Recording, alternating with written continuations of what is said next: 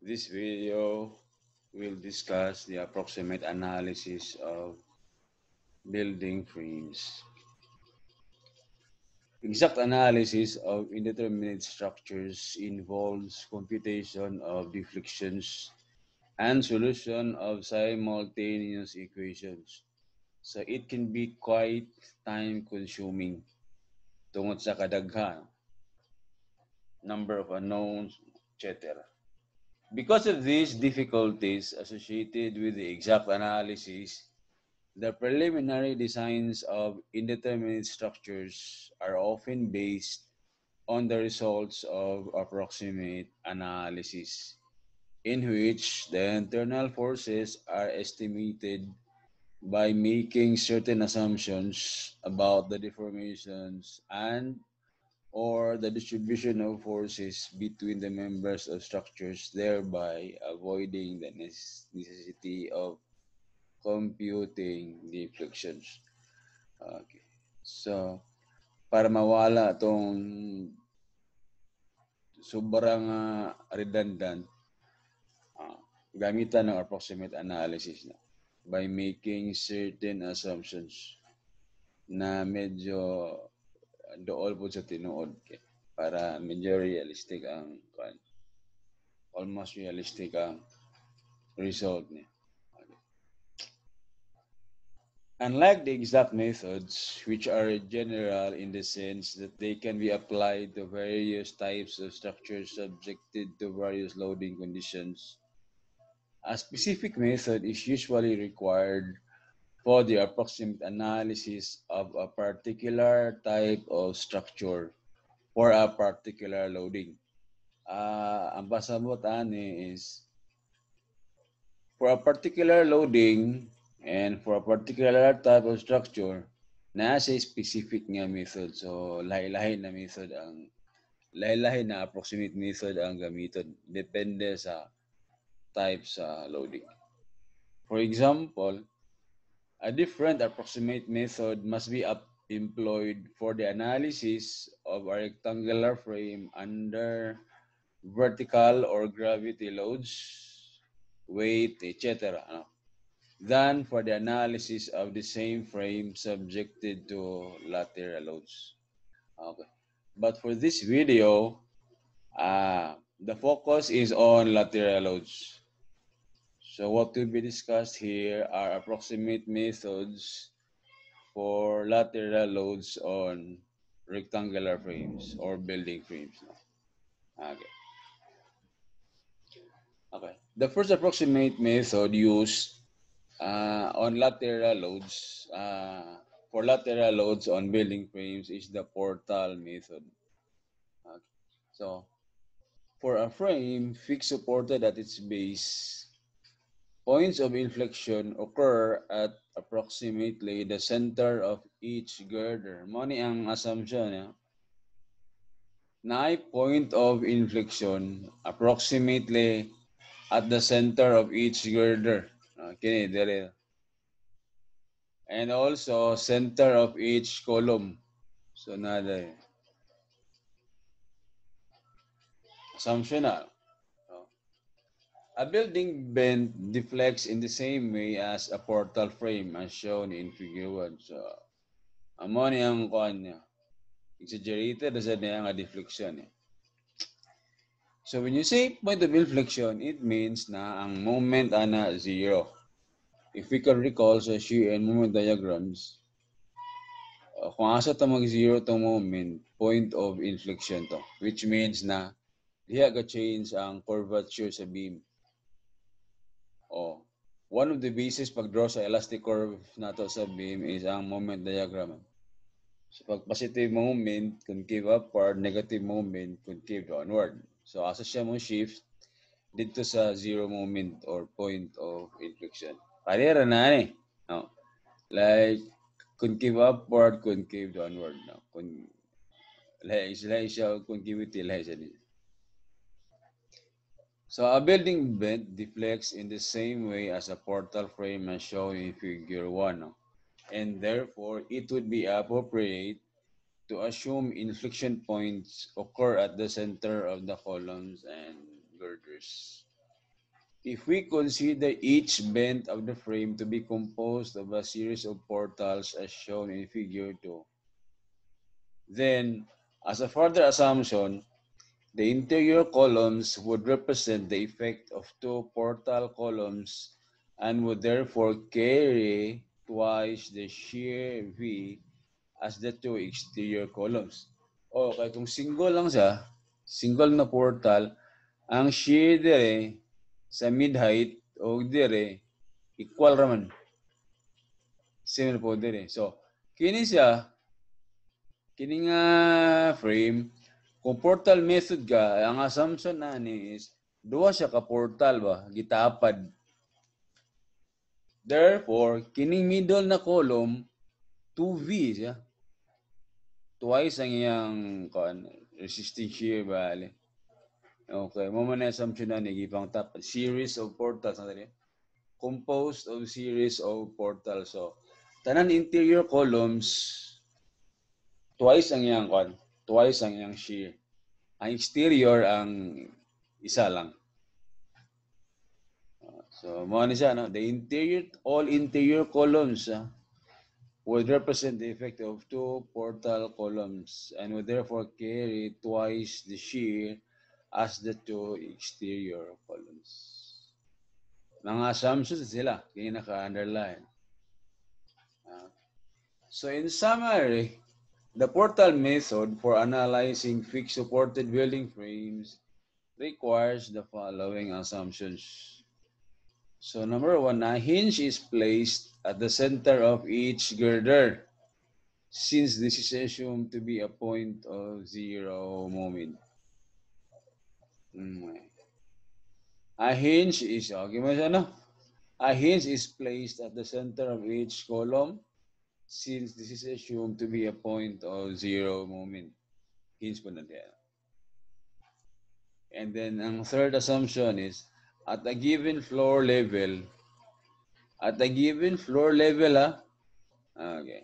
So floor by floor ang analysis the shear at the interior column hinges is twice that at the exterior column hinges since the frame is considered to be a superposition of portals. Mo niya itong mga assumptions. Yeah. Kung mag-analyze. Okay. The portal method is most suitable for buildings having low elevation and uniform framing. Pareha sa figure. Single story, mga ba? The reason for this has to do with the structure's action under load. Take note ha? Structure's action under load. Okay. In this regard, consider the frame as acting like a cantilevered beam. Cantilevered kay fixed man ng support that is fixed to the ground. Okay. Recall from mechanics of materials, mechanics of deformable bodies, that shear resistance becomes more important in the design of short beams. Diba, kung mag-consider tawag beam, tapos mubo lang siya, dili kayo mag-govern ang bending niya, no? O, ang shear ang mag-govern na. Whereas bending is more important if the beam is long. So kung taas ang beam, mas dako man ang deflection na to. So mas critical siya sa bending. Instead na shear. Pero kung short beams, mas critical ang shear. So most suitable ang portal method pag yung naning klase. Sige. Let us solve this problem. Determine the approximate axial forces, shears, and moments for all the members of the frames shown in the figure by using the portal method. So, mo ni sa atong portal method, i-check sa nato. Check for determinacy. We all know na ang frame is a highly indeterminate structure. So, ang criteria is this one. This is for frames. B, number of members. R, reaction components. J, number of joints, and then C, equation of condition. Pag na internal hinge or roller. So i-check na to, number of members, 4 ka girders or beams, 6 ka columns, 1, 2, 3, 10 tanan. And then reaction fixed 3 times 3, so 9 ang R. And then joins 1, 2, 3, 4, 5, 6, 7, 8, 9 also. So on.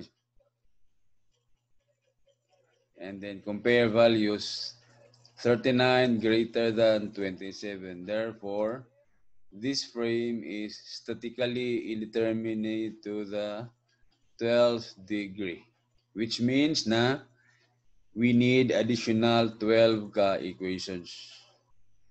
Ana 12 ka equations para ma-solve na to at na-announce ani. That is why buhatan ni sa og assumptions para mahimo siyang determinate na. Okay. Muna to assumption. Assumption number 1, portal. Point of inflection sa center sa girder. Okay. 4 na eh. Because you can map moment ani na point as well as this one. So, nanakay 4 ka additional equations. So, from 12 nanakay 4, 8 na lang, di ba? Assumption number 2, point of inflection sa mid-height sa column. Unom ni kabok, 1, 2, 3, 4, 5, 6. So, 10. 12 man eh, duha na lang. Okay? So, the other two conditions, additional equation is katong sa third assumption na ang shear ani nga column twice anin duha. For this one, for each given floor man, so mag-analyze na there is second floor, mag-analyze po there is a ground floor. Ang shear there for BE, twice po sa shear sa ED and shear sa CF. So, 10 ka equations sa point of inflection, 11th equation, summation of force dire kay shear man eh. Ani ka 12 is this one, sa ground floor. So, determinate na. Okay? So, dire, mag-cut mo ka ni. And then, sa ground floor. Ano siya?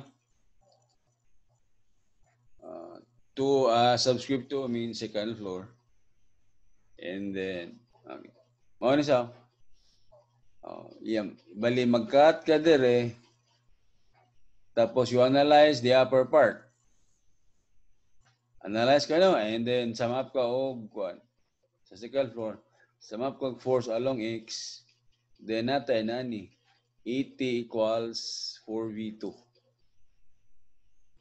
And natin V2 na 20. So 20 ni 40 and 20. Now sa ground floor, cut ka dire. And then analyze mo ang kuan ibabaw. Na kay V1 to V1, V1. Kani tanan, wala na ka nag-cut dire. Diri ka nag-cut. And analyze the upper portion.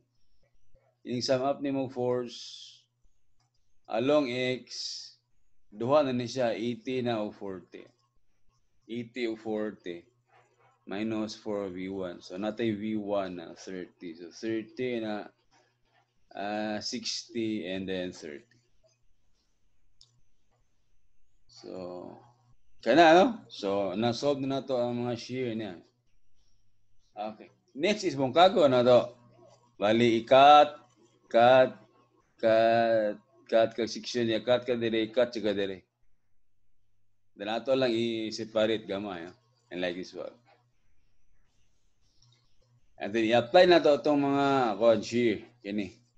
V2, 20, 40, 20, 30. So, 20 ni.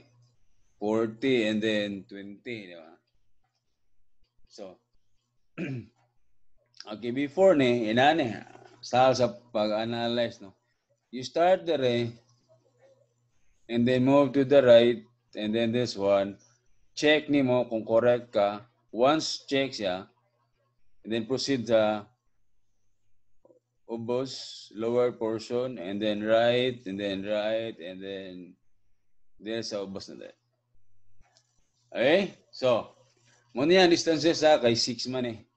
So, 3 yung 3, and then kini, length na is 10, so 5 o 5. Check na to. 3 conditions of equilibrium, summation of force sa X, summation of force sa Y, and summation of moment must be satisfied. So, sige. Nata 80, nata 20, kulang taog 60, di ba? So, along the horizontal, balance na eh. So, unang na to, check ng horizontal na forces. So, action-reaction, isa kay internal man eh.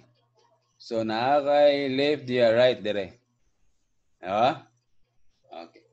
And then, dire na po dayon. Natay 60 nga right, 40 nga left. Kulang taog 20 nga left. Diba? Para balance ato horizontal forces. And then, action-reaction, left ni right ni. Check na to. Okay. Kay 20 right, 20 left man. Balance. And then proceed kayo dire. So, action-reaction sa left man ni right ni dire. Left, right, niya. O left na right. And then yatay ni mo tong V1.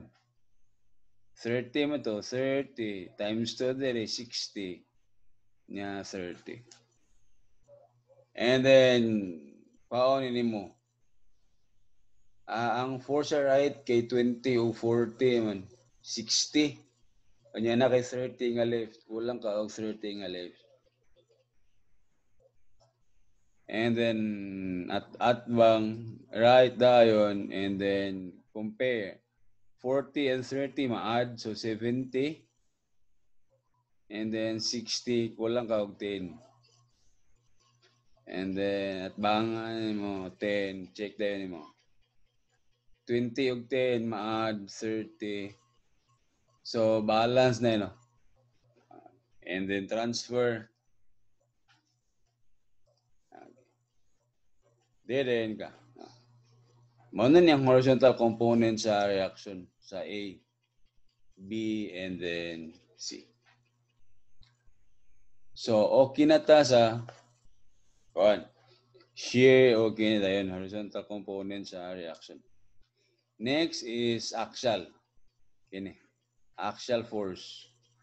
Now, remember wala mga moment na mid-height man sa column, kini, mid-span sa girder. So, wala moment na. Only shear and axial. So, sa axial, naka-procedure niya. Dili ka mag-moment. Dire. Zero na. Ang purpose, nga nandiyan ka mag-moment para ma-zero sa ni 80. So, duha lang ka forces ang na-moment. This one, 20 on then yung kining axial dire. Now, since the moment of 20 is clockwise, 20 times 3 clockwise, i-balance na. Dapat counter na siya. So, dapat downward na siya, di ba? Downward para counterclockwise. And the value of this is actually this one, 20 times 360 divided by the moment arm of this. 60 divided by 5, 12.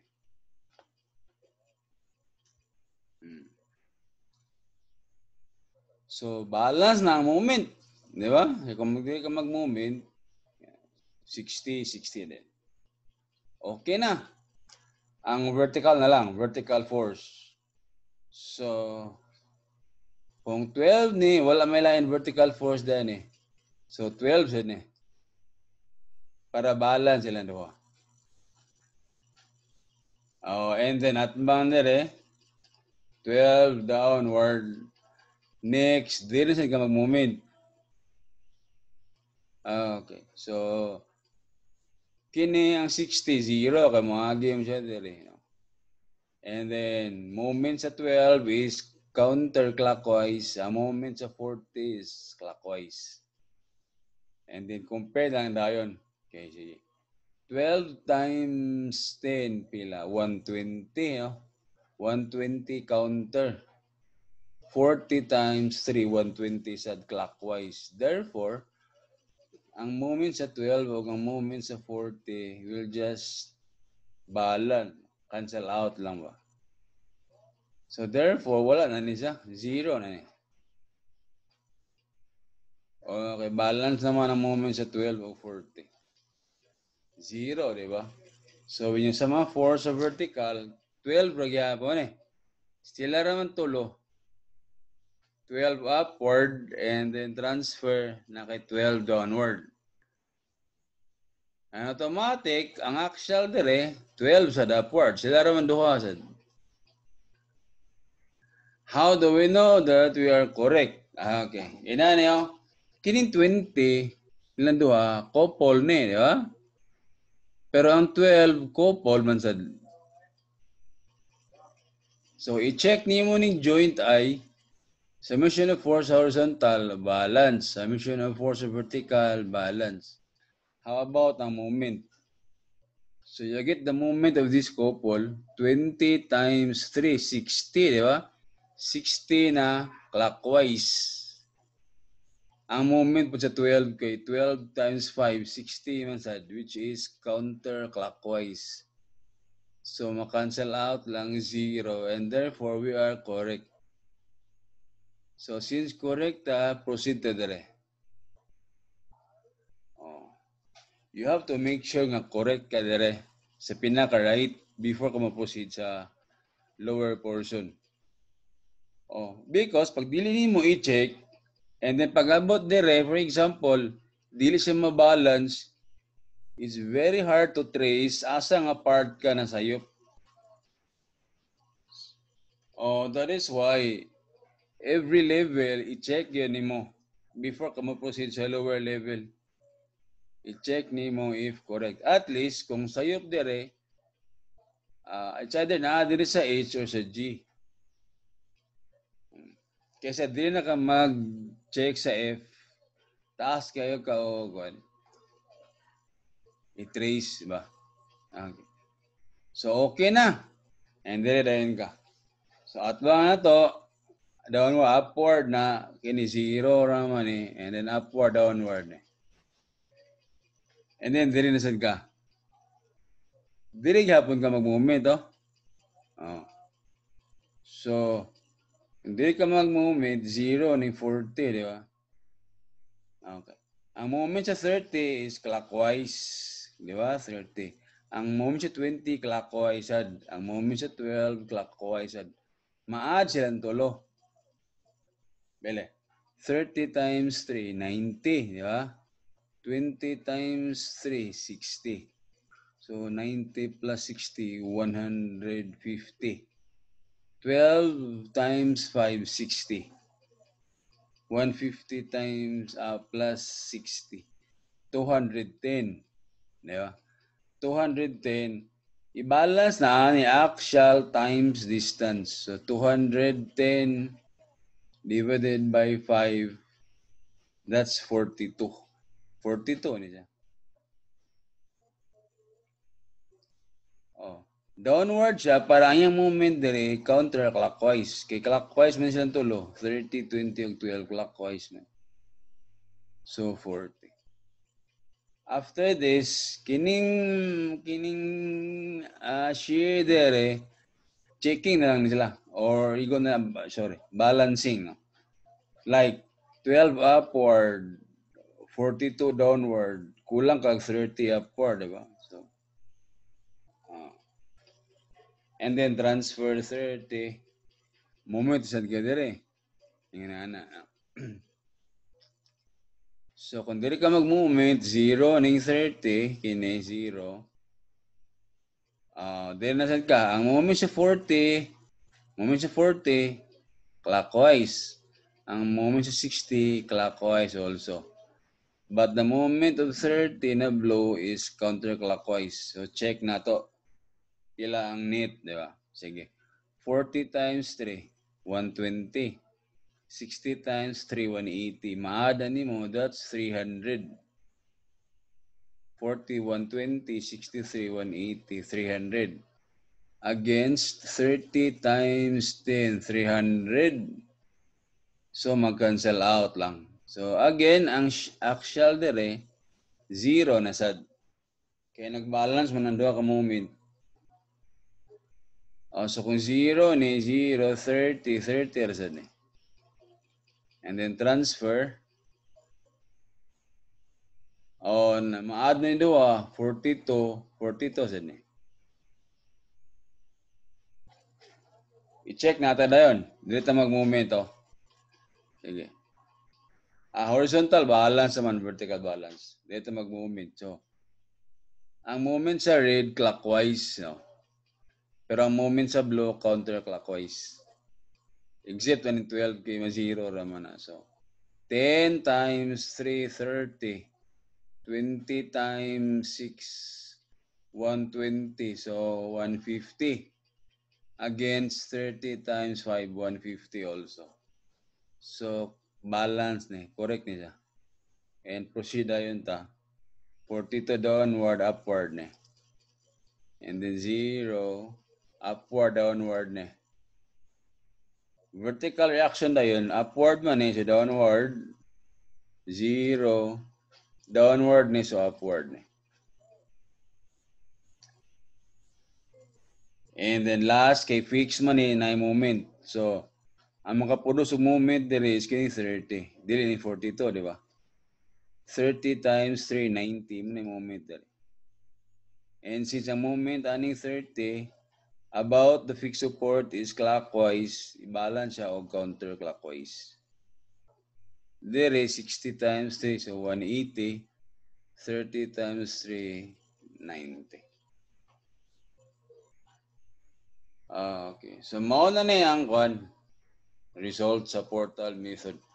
If in case you want to draw the actual shear and moment diagram sa each member, like kini member GH or beam lang, example, kini lang GH, all you have to do is i-cut nimo,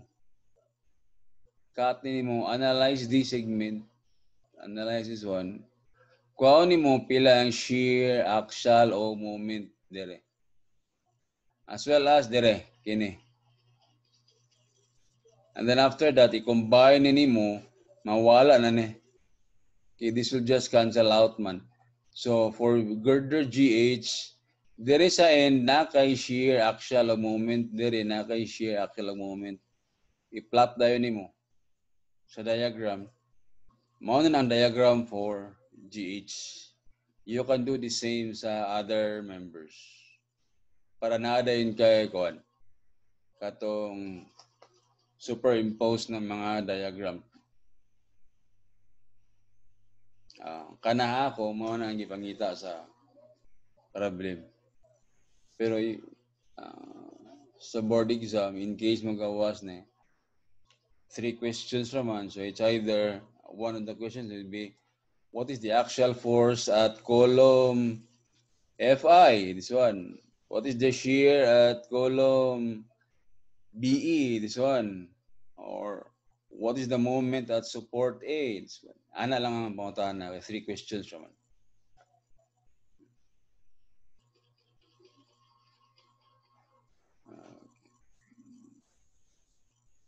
So this is the portal method. The easiest one, the easier method compared sa second method. The second method is the cantilever method. The cantilever method is generally considered to be appropriate for the approximate analysis of relatively tall building frames.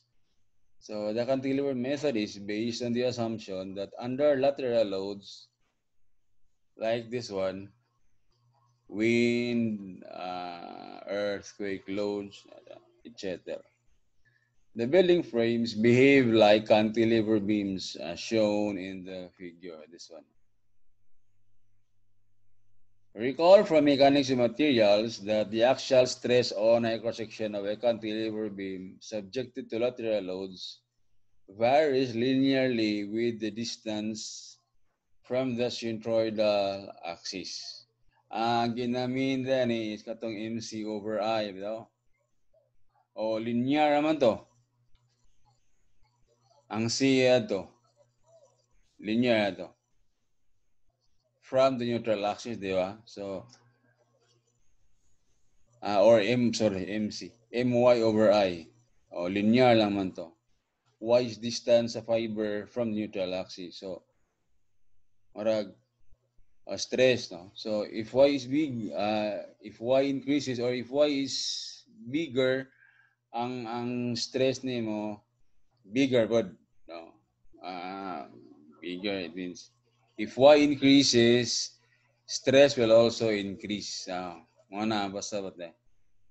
If Y increases, stress also linear man. Okay.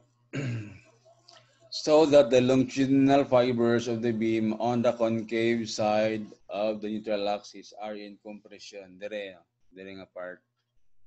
Whereas those on the convex side undergo tension, dire na side na. So in the cantilever method, it is assumed that the axial stress at the mid-height of each column is linearly proportional to the distance of the column from the centroid of the areas of all the columns on that story. Take note na assumption. The axial stress at the mid-height of each column is linearly proportional to the distance of the column from the centroid. Therefore, if the column is nearer the centroid, mas gamay ang iyang axial stress. Okay, proportional sa distance man. But if the column is farther away from the centroid, then mas bigger ang iyang axial stress. So this cantilever method, you have to locate the centroid of the areas of all the columns per story for a particular story. If we further assume that the cross-sectional areas of all the columns on each story of the frame are equal, then the axial force in each column will also be linearly proportional to the distance of the columns from the centroid of all the columns on that story. Take na ta? If ang cross-sectional area daw are equal, then the axial force in each column will also be linearly proportional to the distance. Okay, same naman ang area. Another. So in addition to the foregoing assumption, the cantilever method makes the same assumption regarding the location of inflection points as used in the portal method. So mo ang assumption. Same man sa portal method, a hinge is placed at the center of each girder, since this is assumed to be a point of zero moment. Second assumption, a hinge is placed at the center of each column, since this is assumed to be a point of zero moment. The first two assumptions, same lang ang portal o cantilever. They only differ sa assumption number 3. So ang assumption 3 sa cantilever is the axial stress in a column is proportional to its distance from the centroid of the cross-sectional areas of the columns at a given floor level. Okay. Sample problem. Use the cantilever method and determine approximately the reactions at A. All of the columns have the same cross-sectional area. Although ang gipangita adere is ang reaction lang sa A, ato ni sa i-analyze whole na frame, no? Including ang reaction sa B and C. So, first two assumptions, nahihin sa girder, ana. And then second assumption, nahihin sa column. 10, di ba? Same naman is previous na problem nga. Indeterminate siya to the 12th degree. 10 na nida, no? So, duha na lang ka additional equations na. Sige. We need to locate the center of gravity. So, ang gamito na to is Varignon theorem. Kani. And then, mamili ta sa to reference ang left ba nga column or ang right. Normally, ang left siya.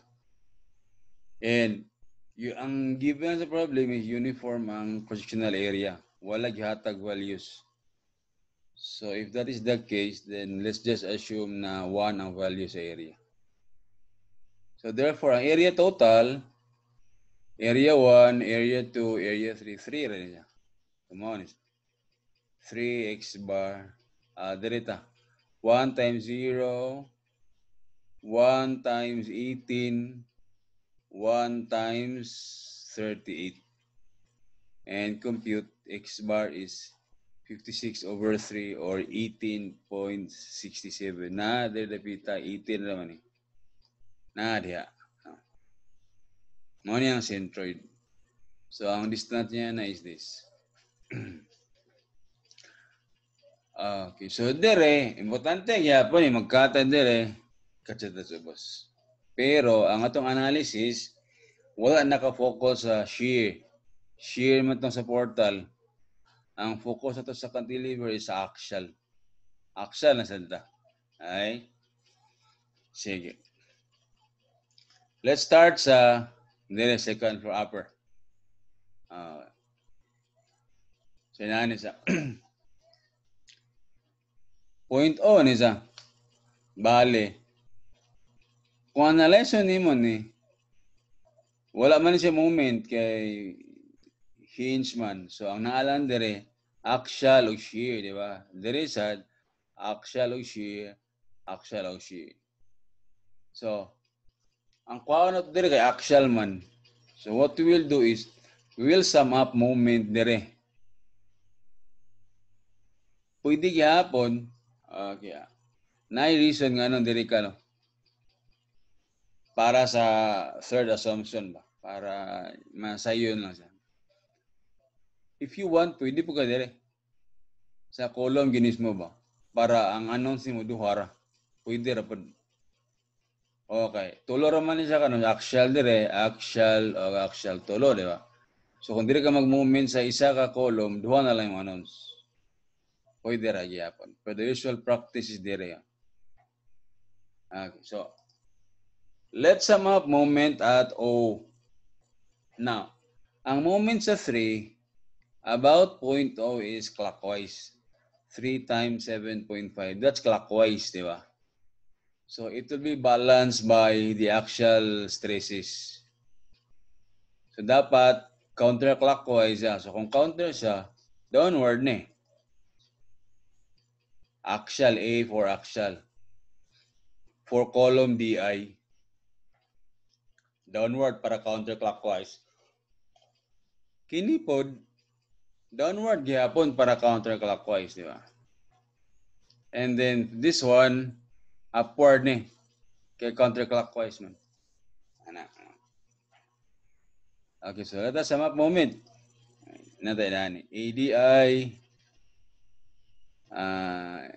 56 over 3 kini. This one is 2/3 kay 56 over 3 minus 18. 18 man eh. Natay 2/3. While this one, it's 20 minus 2/3. And natay 58 over 3. And then 3 times 7.5. Okay. Ang next to simplify is i-multiply na to ang whole equation by 3 para ma-remove ang 3. No? And since even numbers ni, i-reduce na to, i-divide na to 2. Or simply, we are going to multiply the whole equation by 3 halves. 3 over 2. Mawala na niya. This is the result.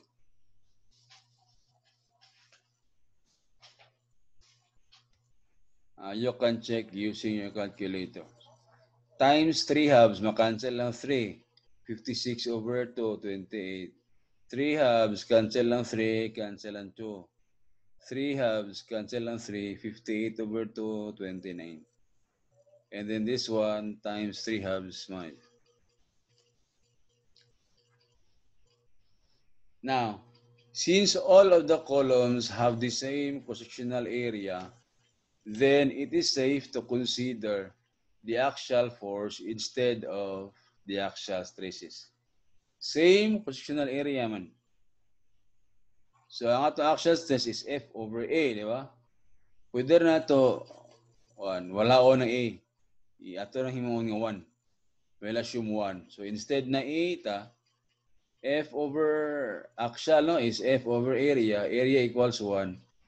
Pwede na to i-replace siya by F. So, ang equation na to, may mo sa 28 F DI, FEH, FFG. And this one, ma-change mo na siya.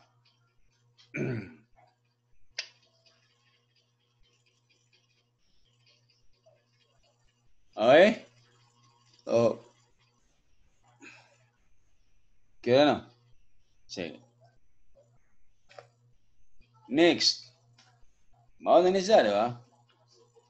And we have 3 unknowns na mauna ni atong kuhan. Equation 1. So, need ta og 2 more equations para ma-solve na to ning tulo. So, asa na to na kuha? There.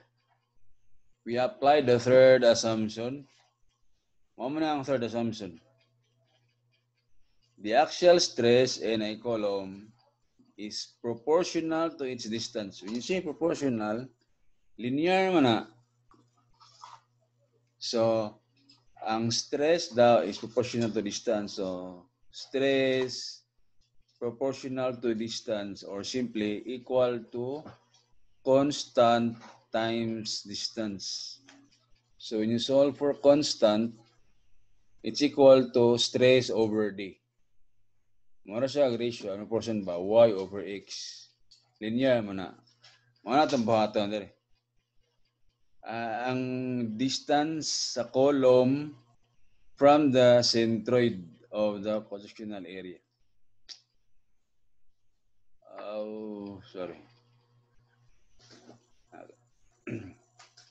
Mga siya. F over D equals F over D equals F over D. Sa third na yun. Again na? Yan na yun?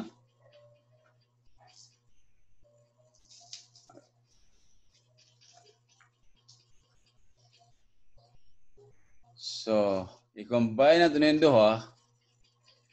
Ma-cancel ang 3. 2 of 56. 28 na lang eh. I-cross na to there. And we have this one. Okay. Equation number 2 nisa. Equation number 3. Combine to nito, makancel ang 3. Makancel ang 2 of 58. So natay 29 there. I-cross na to there. 29. We have this. Okay? Equation number 3. Pwede na ito ma-solve. No? This is equation 1, di ba? Check ito dire. Muna ito equation 1. And then, kining F, D, ayog F, F, G, atong i-replace dire.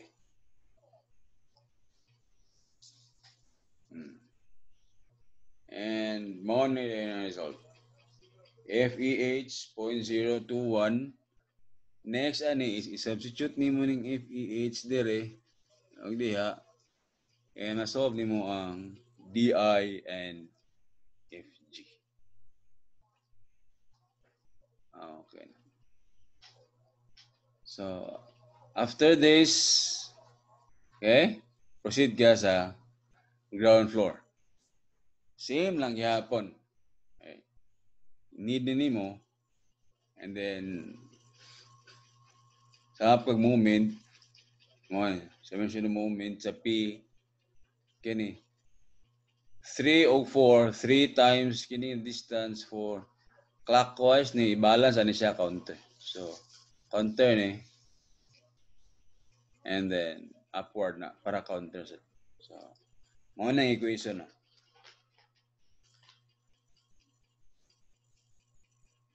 And then again, multiply na to by 3 halves para mawala ni. Mo na yung result.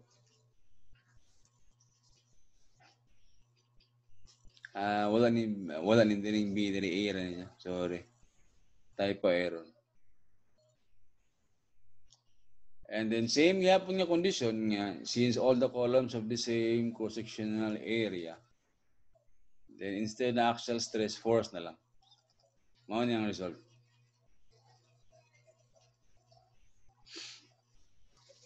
Okay, so after this equation 1, 2, equation 1 na yun, no?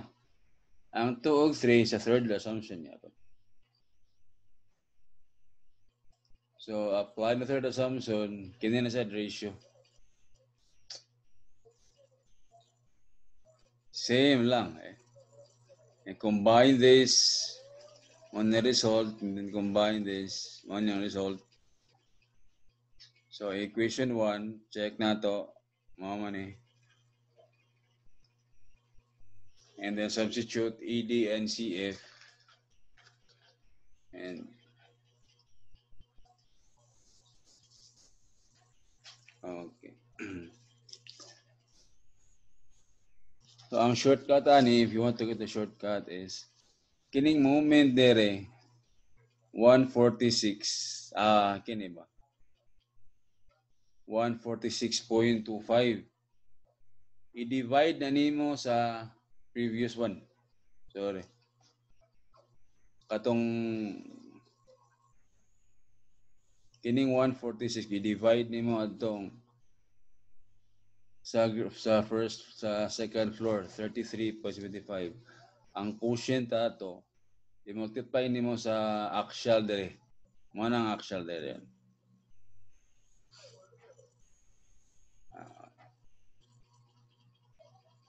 Mo na sa ang isa sa shortcut ani.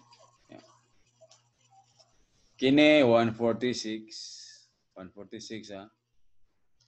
I-divide nimo sa katong moment sa second floor 3 times 7.5 times 3 halves ana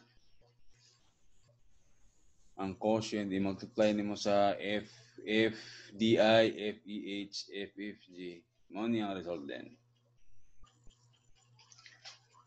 Okay, so we are finished with the axial forces, then apply na dali. So check na to, mo na siya oh. Okay, so FEH, DI, o FG. Mana siya? EH, DI, o FG. Okay, so ang difference nila ni sa portal, sa shear, tagauna. Sa cantilever, dili, ta axial force tayo naguna. So, na to analyze ang kuana kini vertical. Sige. Kini said, check na to, mo sila.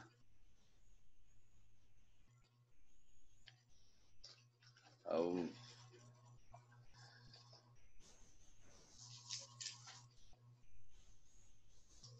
.09 and then this one.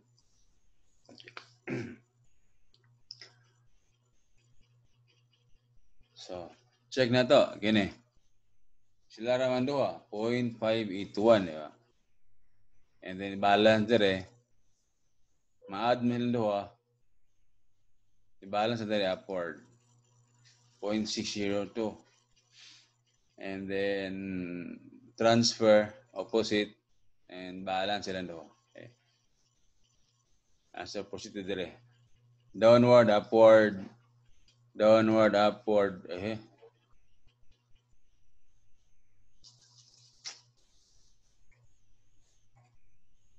And then this one, upward, downward. Okay na. And then this one, upward, downward.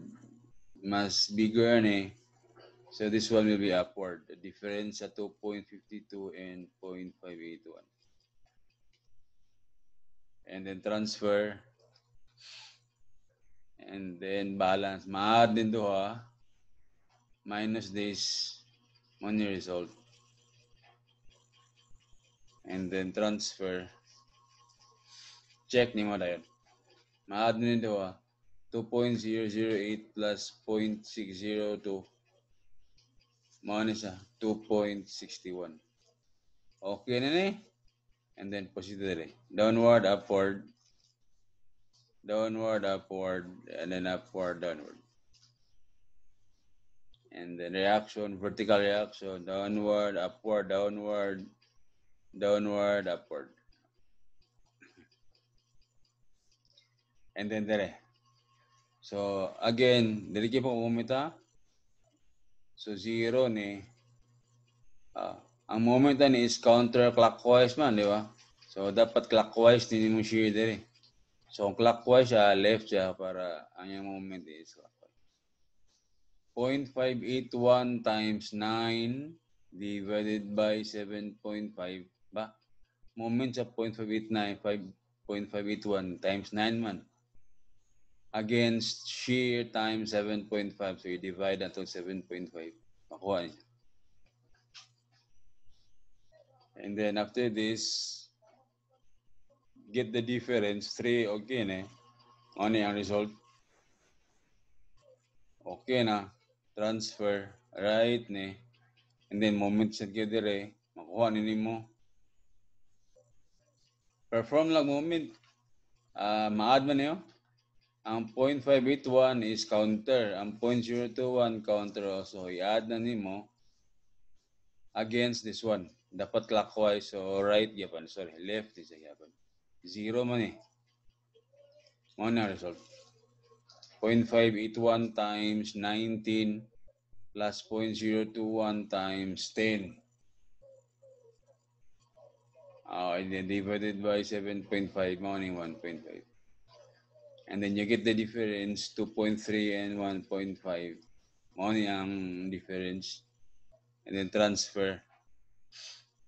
And then, at bangan mo dali. 0.8028.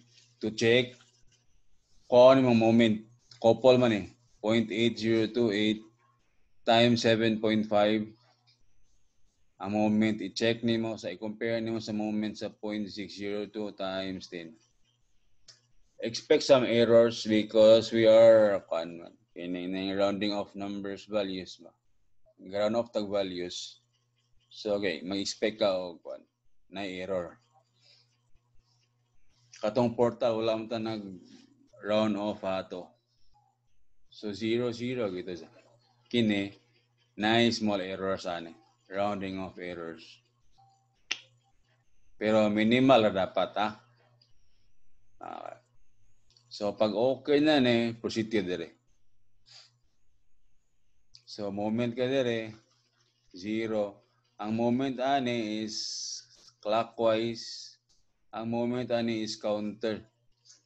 So i-compare lang dayon nimo. Pareho ram sila og distance 9. Mas gamay man eh kaysa 252. Therefore ang net nila duha expected na counterclockwise. Anyway, at mo ba ito yun? Napalin niya. Transfer niya dire. Right, kinisad 1.5 and then so balik ta. Moment ka dire. Clockwise, kining 0.581 clockwise against counterclockwise. Kung unsa ang net niya, opposite dayon ang moment ani.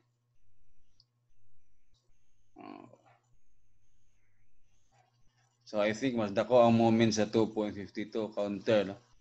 Against some sa moments kining blue and red. So i-balance siya.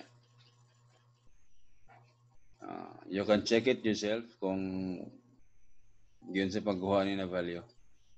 And then after this, i-balance ni mo ni ma-add mo nito 4 and 0.6972 right against left. Mao ni ang sobra. And then transfer. And then sa map sa moment dire para ma-zero ni. This is counterclockwise, clockwise, and then clockwise. Compare lang tayo which is bigger, counter ba or ang clockwise. And then after that, balancing na tayo ni. Like kung bigger ang clockwise, then dapat counter ni. And vice versa. So, mo ang result, 0.3504. And then, balance na yun. 3 point something, ma-add ng 1.5, minus ane. And then, transfer. I-add, ma-add man ito, ano? Got it. And then, check na yun. Check, saan ka moment dire, compare ni mo tanan. And then again, expect kag errors, ha? Rounding of errors. And then after this, transfer dire. Left man eh, so right ne. Left niya, right. Left niya, right. So reactions, left, and left. Tapos moment, this one, times 7.5 man yung moment sa A. Tapos to be, mora niyang gipangita sa problem, di ba? Pero i-extend na ito dire. 3.504 times 7.5, mo ni siya. And 1.8664 times 7.5, mo sa nito. Okay. So, mo ni ang result sa cantilever method. Mas taas siya compared sa portal method. Pero specific man yung application. For taller buildings, mas appropriate ang cantilever method over sa portal. Pero kung 1 to 2 story lang na building, mas appropriate ang portal method. For approximate naman siya, meaning ang ginakuha na ni is ang values ani nila nasa within 20% sa kwan, plus minus 20% ba sa exact nga value. Suppose ang exact nga value is 100. Ang makuha ng mga value diri sa kwan sa approximate method, it should be not more than 120 or not less than 80. Within 20% man. Anal. Okay. Mao daw na sa kuha na ni range sa value sa approximate. Ang result sa approximate method ba. So 20. Most likely smaller one. So kung 80, so mag-multiply na rin ka o kwan. Load factor para mapareha siya sa exact na value. Apply na siyang load factor. Okay. Sa cantilever method, I know nga kini na previous method. Kini siya nga style sa pagsolve ni. Although dire pag-analyze same raman. Pero ang pagkuha sa axial forces ba kini 0.581, 0.021, 0.602 and this one. Kapoy lang kay masangap kag moment, di ba? And then after that mag-perform ka ratio and proportion. Kapoy man, di ba? So na alternate method ana. Ang alternate method is this. Let's start with the second floor. No? Kini gyapon. Pero ang gamito na to katong condition sa kaya balik na to sa narrative ganina na ang axial stress basta sa bending cantilever mo nya bending. Ang axial stress daw is proportional sa yung distance from the neutral axis. So katong my over I ba or mc over I, di ba? Stress. So mao to ang kon. So kung mabalik ta mao man ito expression sa axial stress. Axial stress F over A kini Nya, most of yung katong kaganina na proportional sa yung distance from the neutral axis, which is bending, MC over I. So, mo na itong basis karon. Ining F over A equals MC over I. Now, if inani ang situation na if all the columns have the same positional area, same ha, walay value gihatag, then we can assume na A is equal to 1. Pero kung given ang value, pwede rin substitute dire. Bali, ang ano na to is F man, di ba? So, pag na-value ang A, okay lang. Pero pag wala, then 1 lang. So, ma-reduce niya karoon to this one. F equals MC over. Kaya nga itong A ani 1 raman. So, ang M din na to is moment. Moment, ano about dire na point. O. 3 times 7.5, diba? Ang C dayon, distance of column from centroid. Katong D kaganina. Distance ba? Gani. Like for this column, ang C niya is 56 over 3. Gani. For this column, 2/3. Kala nga column, 58 over 3. Mo na yung C. While kining I is moment of inertia. Pero, dili na include tong centroidal, no? Kay ang assumption na ni is ang value adto is smaller as compared to katong transfer na area d squared. Tungod kay ang d ani dako man. So I consider lang nato diri is area d squared na i-add nato sa tanan columns mo ni siya. Summation of AD. Ang d nato is C, pareho raman. Originally AD squared, di ba? Sa parallel axis theorem, pero for this one, para di naman ma-confuse, C ra siya. Consistent ani ba? So wala na centroidal. I-add lang nimo, okay? So sa value, sige M. 3 times 7.5. 22.5. And then ang I, mo ni siya. 1. 1 lang ang area. 1. C squared. 1. C squared. 1. C squared. Mo ni ang... Okay. So, kini nga mga values, ato na substitute diri M o I. Ang C dayon, magdepende na sa kung saan na column o sa nga force imong kaon. So, pag FDI ka, ang C nga gamiton nimo kining 56 over 3. Mo niya. M C over I 0.581. Kung i-check na to, mao man yo. 0.581. So balik ka ng alternative solution. Dili na ka mga giyan as well as this. Dito na kanto. 0.581 and then you do the same for EH. Ang EH mo niyang C, 2/3. And then sa FG, 58 over 3. Pareho na sila. 0.581, 021, 602. Ano?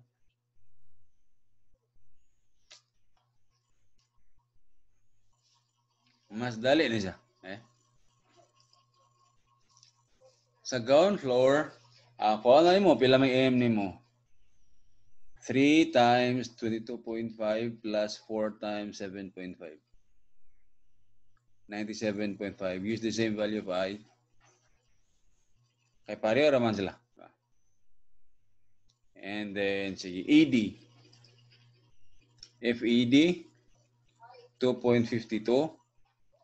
C, no? And then BE, 2/3. And then CF, 58 everything. Kung i-check na to, 252, 09 to 61. Moment. 252.09 to 61. Okay, so actually kining nga method is advisable to use sa board exam. Pero if you follow the assumptions, katong isa katong first solution na mo to ang i-follow kung assumption based. So this is all for approximate methods lateral loads on building frames. So I hope that you have learned something. Thank you for watching.